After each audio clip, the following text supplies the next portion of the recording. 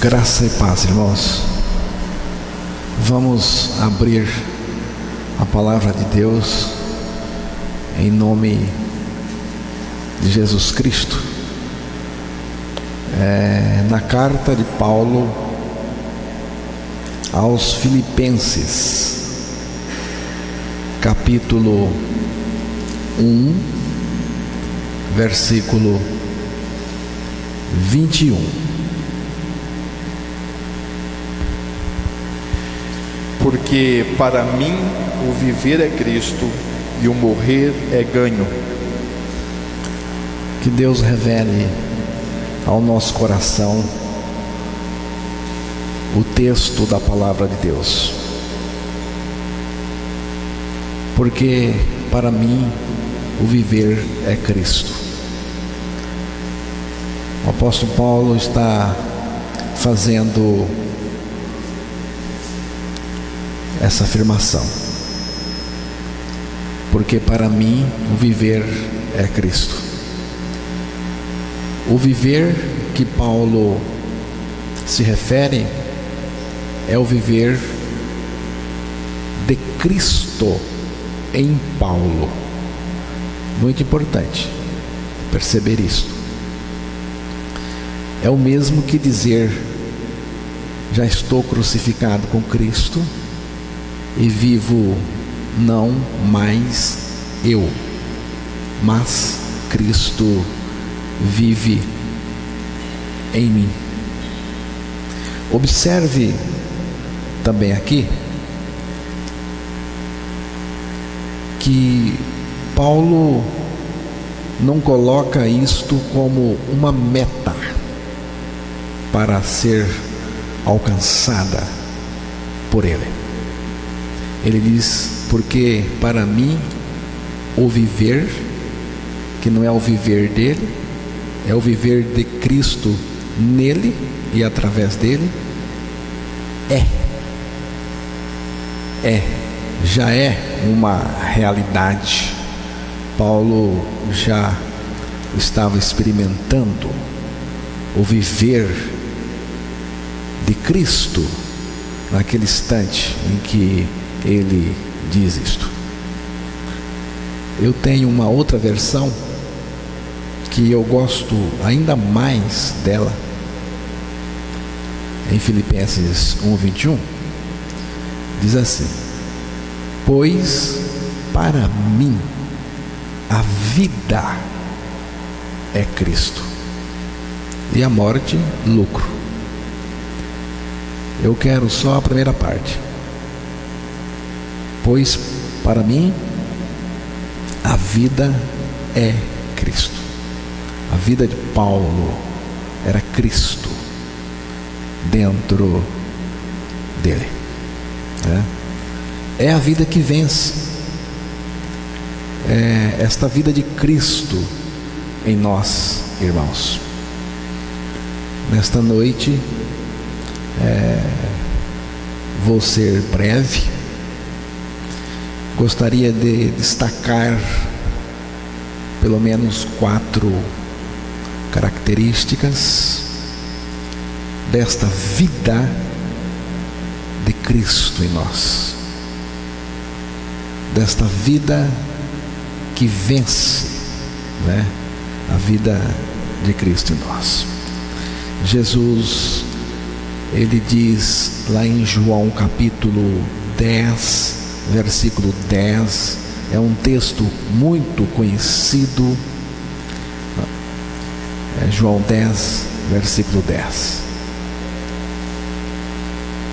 O ladrão não vem senão a roubar, a matar e a destruir. Eu vim para que tenham vida e a tenham com abundância. Jesus faz uma afirmação tremenda aqui, irmãos. Ele diz: eu vim para que tenham vida e a tenham com abundância. Esta vida que Jesus fala é a vida que brota da morte. é a vida que vem do centro da ressurreição, né? Ele mesmo disse: eu sou a ressurreição e a vida. Jesus é aquele que veio, foi à cruz do Calvário. Quando ele estava lá, ele exerceu o seu poder soberano, o poder do seu amor, e ele nos atraiu para ele, né? Ele nos identificou no corpo dele e morreu, e nós que estávamos identificados no corpo de Cristo, nós também morremos. Quando Cristo ressuscitou, ele nos trouxe com ele para a vida, e a partir da ressurreição, Jesus é esta vida maravilhosa em nós, esta vida que ele chamou de vida em abundância. Ela não é só vida, ela é vida em abundância. Ela cresce, ela aumenta todo instante, né? Vida, a vida de Jesus. Alguém levantou a seguinte questão acerca desta vida abundante de Cristo em nós. Alguém que observa a gente. Então, esta pessoa levantou a seguinte questão acerca da vida abundante de Cristo: será que não é tudo um romantismo de vocês? Não é um sonho utópico achar que o Evangelho produz esse tipo de coisa, né? Esse tipo de vida? Vocês são sonhadores demais. Embora alguns de nós não experimentam de fato esta vida abundante de Cristo, embora esse maravilhoso Evangelho seja mesmo uma utopia para alguns, eu creio sim, irmãos, que o Evangelho produz tudo isto e muito mais, porque, como disse, a vida de Cristo, ela é uma vida em abundância, crescente, né? Este poder vitorioso da vida de Cristo em nós só começa quando nós aceitamos a nossa morte e ressurreição com Cristo. Aí a vida começa, a vida abundante de Cristo. Só começa quando nascemos de novo, viu? O Evangelho é Cristo vivendo em nós. O Evangelho é a vida de Deus em nós, a vida divina, a vida do Espírito, a vida de Cristo em nós. O apóstolo Paulo, na sua segunda carta,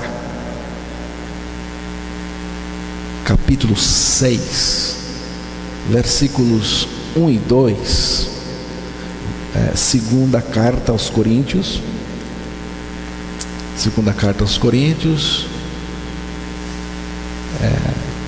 capítulo 6, versículos 1 e 2. E nós cooperando também com ele, vos exortamos a que não recebais a graça de Deus em vão, porque diz: ouvi-te em tempo aceitável e socorri-te no dia da salvação. Eis aqui agora o tempo aceitável, eis aqui agora o dia da salvação. O apóstolo Paulo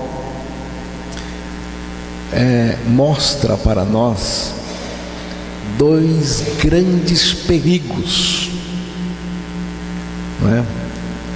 O primeiro perigo, e espero que ninguém aqui esteja envolvido com esse perigo,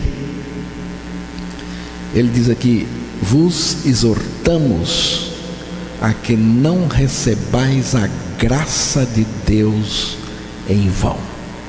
O primeiro perigo é você receber a graça de Deus em vão.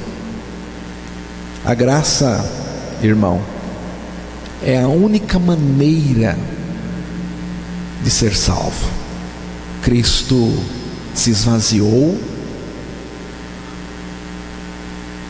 se encheu da sua graça e veio para nos salvar com a sua graça, através da sua morte, da sua ressurreição, e nossa morte e ressurreição com ele, porque a morte e a ressurreição de Cristo são experiências compartilhadas conosco, como a palavra de Deus nos ensina. Então, você não pode receber esta graça maravilhosa de Deus em vão. O que é receber a graça de Deus em vão? É você ouvir o Evangelho e não crer, no sentido de ter uma experiência com o conteúdo da mensagem, e ter uma experiência com aquilo que o Evangelho está revelando para nós. Isto é receber a graça de Deus em vão. Você pode ouvir a mensagem do Evangelho e rejeitar de cara. De cara você pode dizer: eu não gostei, não quero para mim, não é a minha, e tudo bem. Então você pode ouvir, você pode rejeitar de cara. Você pode procrastinar, você pode adiar, você pode empurrar com a barriga. É bom, eu gostei, mas eu não quero hoje. Mais para frente. Você pode crer parcialmente. Você pode crer a nível de mente. Você pode até dizer que você morreu com Cristo, que ressuscitou com Cristo. Você pode até entender o assunto muito bem. Você pode até escrever artigos sobre o assunto. E tudo a nível de mente. Não desceu para o seu coração. Você não creu lá no coração. Então você ainda não experimenta. Você vê que perigo? Muito grande. O segundo perigo, que já é em consequência do primeiro, ele diz aí no texto que o irmão leu: eis aqui agora. Hoje cedo eu falei dessa palavra agora. Agora. O que é agora? É agora que Deus tem algo para fazer para você, com você agora, neste instante, que pode mudar tudo na sua vida, Então, eis aqui agora o tempo aceitável. Eis aqui agora o dia da salvação. Que perigo está aqui? É o perigo de passar batido diante de uma salvação tão grandiosa e graciosa. né? Então, em outras palavras, o apóstolo Paulo está dizendo: não durma no ponto, não deixe passar, né? Jesus veio para que nós tenhamos vida, mas primeiro Ele teve que dar cabo da nossa vida lá na cruz. Ele nos levou à morte com Ele na cruz, para nos levar à vida dele pela sua ressurreição. Então, irmãos, é a vida que vence. Esta é a vida que regenera, que salva, que vence. É a vida de Cristo. Então agora vamos passar para as características desta vida que vence. E a primeira característica é que esta vida de Cristo em nós, a vida do Evangelho, é uma vida livre do poder do pecado. Livre do poder do pecado. Romanos capítulo de número 6, versos 1 e 2. Que diremos, pois? Permaneceremos no pecado para que a graça abunde? De modo nenhum. Nós que estamos mortos para o pecado, como viveremos ainda nele? Nós que estamos mortos. Mas o que quer dizer mortos? Quer dizer mortos. Mortos. Você morreu em Cristo. Cristo nos crucificou com Ele. E essa morte é uma morte para o pecado. É para finalizar o poder do pecado em nós. Por isso que diz assim: como vamos viver no pecado? Nós que para ele morremos. E o versículo 11: assim também vós considerai-vos certamente mortos para o pecado, mas vivos para Deus em Cristo Jesus, nosso Senhor. Considerai-vos certamente, é um fato, mortos para o pecado, aos pecados, não é? Mortos em Cristo e também vivos em Cristo para Deus, ressurretos em Cristo, a vida de Cristo em nós. Então, irmão, a vida que vence, a vida de Cristo, é uma vida liberta do pecado. Se você ainda não está liberto do pecado, se o pecado domina você, você não está liberto. Eu não vou enganar ninguém. Os irmãos me conhecem. Eu não coloco pano quente em nada, não. Se você está no pecado, na prática do pecado, você está perdido, irmão. Você está lascado, não é? Para não falar um palavrão aqui, que vontade deu, não é? Mas se você está no pecado, também não desespere, não. Tem solução. É só olhar para o Calvário. Está lá. Vá à cruz, meu irmão. Levante a cabeça pela palavra, pela fé. Olhe lá, a cruz do Calvário. Viu? Entre lá naquela identificação pela fé. Se integre ao sacrifício de Cristo. Morra. E você vai ver que Jesus vai te libertar e vai te livrar do pecado. Ele vai te livrar do pecado. Uma menina tinha sua turminha da pesada, mas ela nasceu de novo. E o desejo dela era que os seus amigos também nascessem de novo. Mas o desejo deles era que ela bebesse, fumasse, se prostituísse com eles, participasse da farra.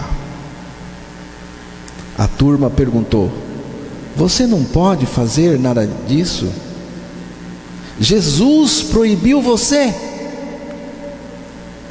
A menina respondeu firmemente: não, Jesus não me proibiu de nada. Ele não me proibiu, mas Ele me libertou disso tudo.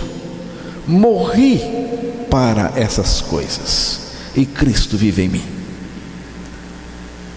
A minha nova natureza, que é a natureza de Cristo em mim, não gosta disso, tem nojo disso e não produz essas coisas. Então, se é assim, não queremos mais nada com você. Amamos o pecado e queremos ficar com ele. A partir de hoje, não é você que não nos suporta, é nós que não suportamos mais você. Você viu? É como galinha que chocou ovos de pata. De repente, irmãos, os patinhos que a galinha pensa que são pintinhos pulam na água e ela fica louca, ela pira, porque ela é galinha. Ou então a pata que chocou ovos de galinha, a pata cai na água e os pintinhos ficam fora. Você sabe por quê? Porque pintinho não tem natureza de nadar. A água não é a praia deles. Eles não nascem com essa capacidade, irmãos. Natureza de pintinho é diferente da natureza de patinho, principalmente quando o assunto é água. Assim como natureza de nascido de novo, natureza de regenerado é diferente da natureza de quem não é regenerado, principalmente quando o assunto é pecado. Então, você pode ter uma ideia, se você está experimentando a vida que vence. Segunda característica é uma vida que vence não só o pecado, mas também uma vida que vence toda circunstância. Romanos capítulo 8, versículo 35 ao 39. Quem nos separará do amor de Cristo? A tribulação ou a angústia, ou a perseguição, ou a fome, ou a nudez, ou o perigo, ou a espada? Como está escrito: por amor de ti somos entregues à morte todo dia, somos reputados como ovelhas para o matadouro. Mas em todas estas coisas somos mais do que vencedores por aquele que nos amou. Porque estou certo de que nem a morte, nem a vida, nem os anjos, nem os principados, nem as potestades, nem o presente, nem o porvir, nem a altura, nem a profundidade, nem alguma outra criatura nos poderá separar do amor de Deus, que está em Cristo Jesus, nosso Senhor. Paulo apresenta uma lista de situações difíceis: tribulação, angústia, perseguição, fome. Muita gente passava fome, não é? Nessa época. Nudez, perigo, espada. Espada aqui é morte. E Paulo ainda diz algo que estava acontecendo com eles na época: somos entregues à morte todo dia, somos reputados como ovelhas para o matadouro. Ele fala também de situação que envolve as coisas desta vida, a morte, anjos e as forças do inferno. E ele diz: nada disso pode vencer a pessoa que tem a vida de Cristo no seu interior. Viu? Quem tem Jesus Cristo manifestado, revelado no seu interior, vence tudo isto. Vence. Ele diz: mas em todas estas coisas somos mais do que vencedores por aquele que nos amou, por Cristo. Cristo em nós. Irmãos, essa deve ser a experiência normal de todo nascido de novo. A experiência normal de todo nascido de novo deve ser a vitória em Cristo Jesus.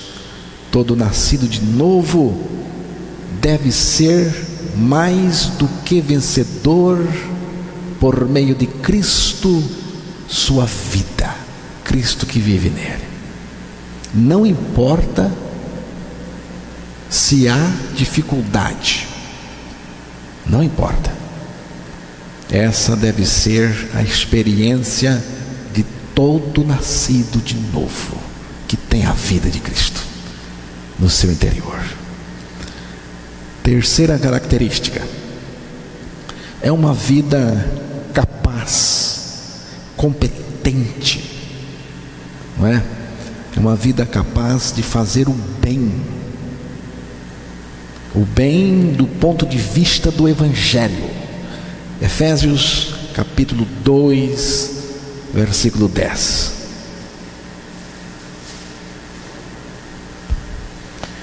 Porque somos feitura sua, criados em Cristo Jesus para as boas obras, as quais Deus preparou para que andássemos nelas. Exatamente. Pois somos feituras dele, criados em Cristo Jesus para as boas obras, as quais Deus de antemão preparou para que andássemos nelas. Deus mesmo preparou. Nossas boas obras estão de acordo com o que Deus preparou. Irmãos, você vê aqui que Ele é a fonte de nossas boas obras. Eu não sou a fonte das minhas boas obras. Viu? Se você é fonte, então eu vou dizer que o que você produz não são boas obras do ponto de vista do Evangelho. São obras de justiça própria. Essas sim, o eu pode produzir. Mas aqui o texto está mostrando que Ele, Jesus Cristo, é a fonte de nossas boas obras, não é? Veja bem, Ele está preparando, fazendo e operando no nosso interior para praticarmos no nosso exterior. Entendeu? Ele está no meu interior, operando, preparando, fazendo para que eu possa praticar no meu exterior o que Ele já preparou em mim. Então, irmãos, a quarta característica é uma vida que satisfaz totalmente. Antes de lermos o texto, já quero perguntar: você tem satisfação no seu interior? Agora que o seu espírito está satisfeito ou está inquieto, doidinho para a sua alma está tranquila? Você tem satisfação em Deus? Você goza a pessoa de Deus? Você está contente agora aqui? João 4, versículo 14.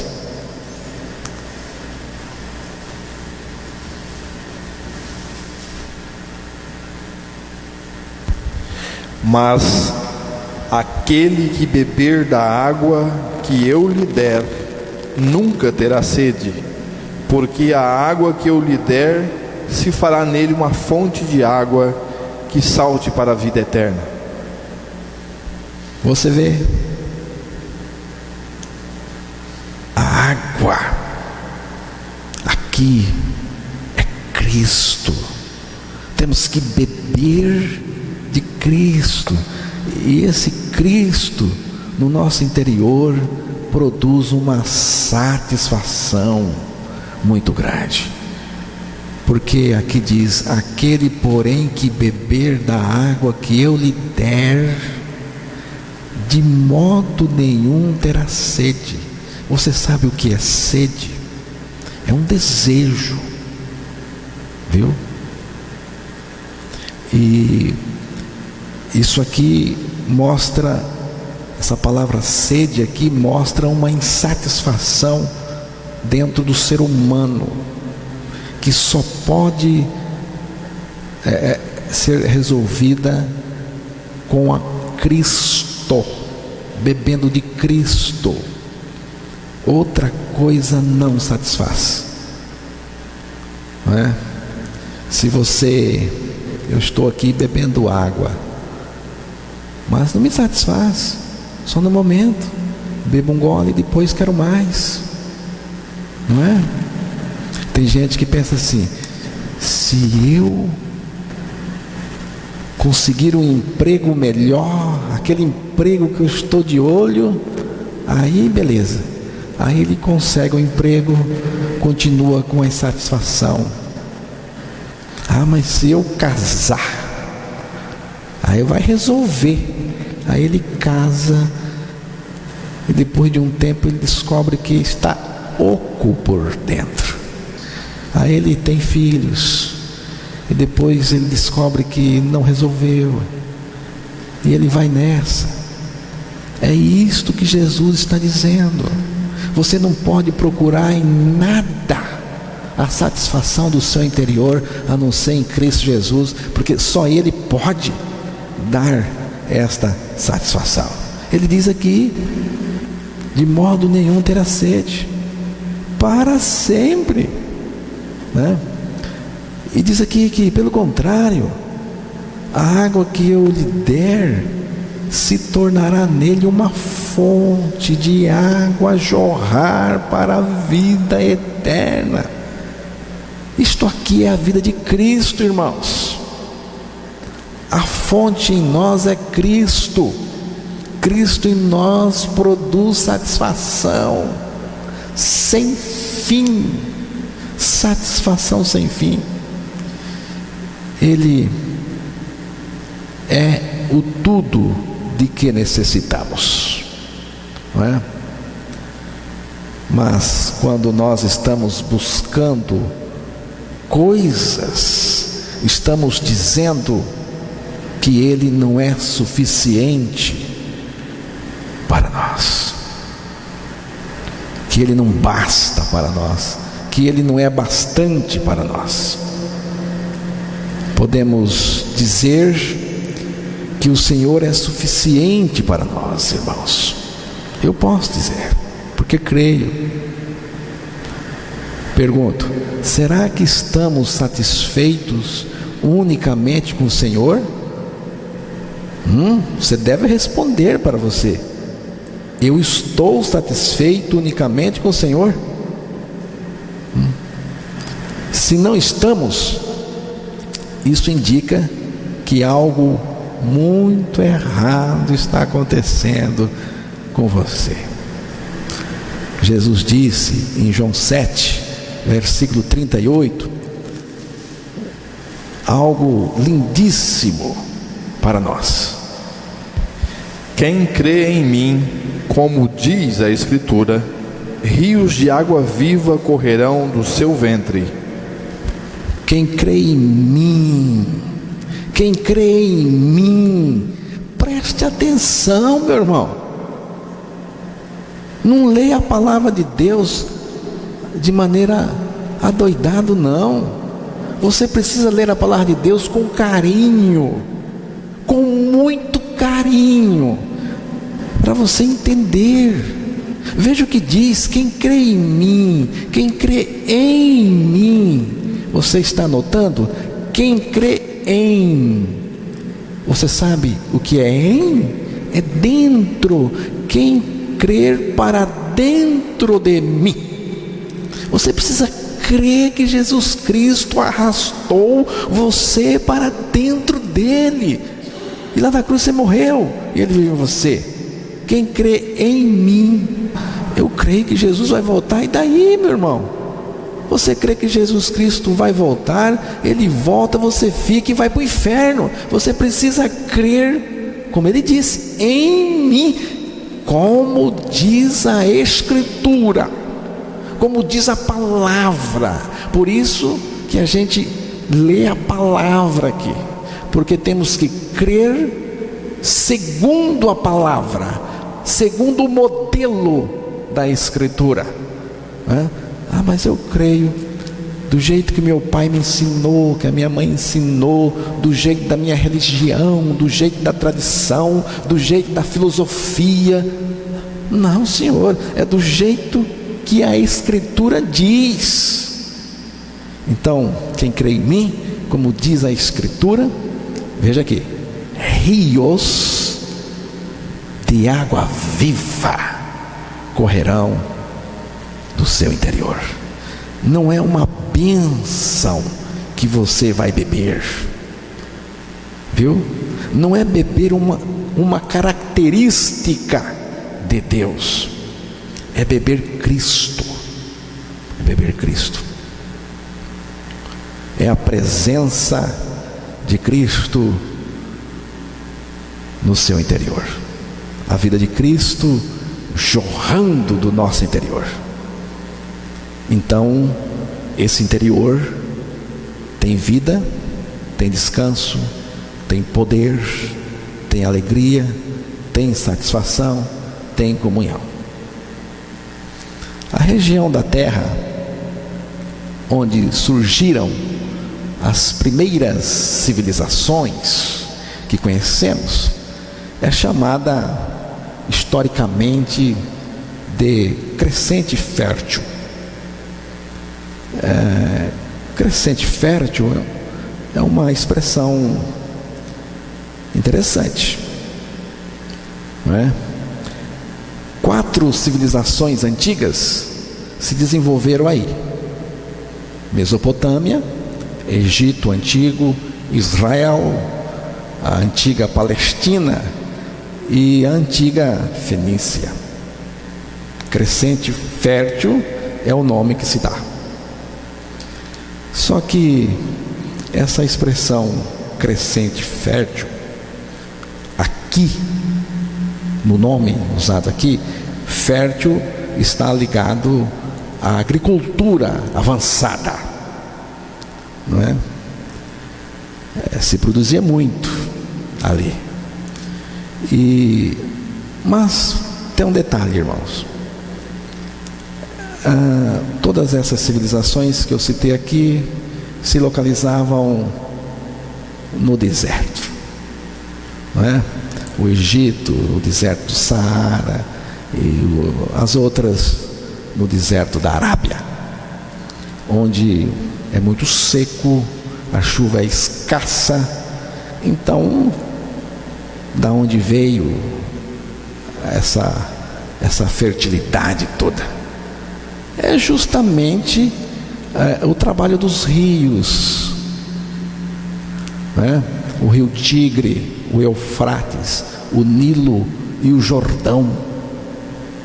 Então, quando chovia na cabeceira desses rios, então eles enchiam, né? E inundavam as margens e fertilizava tudo, né? E a vida surgia com abundância, não é? Os rios enchiam, fertilizavam as margens, trazendo vida abundante. Então eu digo a mesma coisa. Os rios da vida de Cristo, irmãos, correm pelo nosso interior, trazendo vida abundante, inundando o nosso ser e também as nossas margens. É gostoso sentar ao lado de um nascido de novo, viu? Porque o nascido de novo está cheio da água, da vida por dentro e por fora, derrama, atinge as pessoas. É gostoso estar perto de uma pessoa assim, né? E que Deus nos dê a graça de conhecermos, irmãos, cada dia mais esta vida que vence, a vida abundante de Cristo. Amém?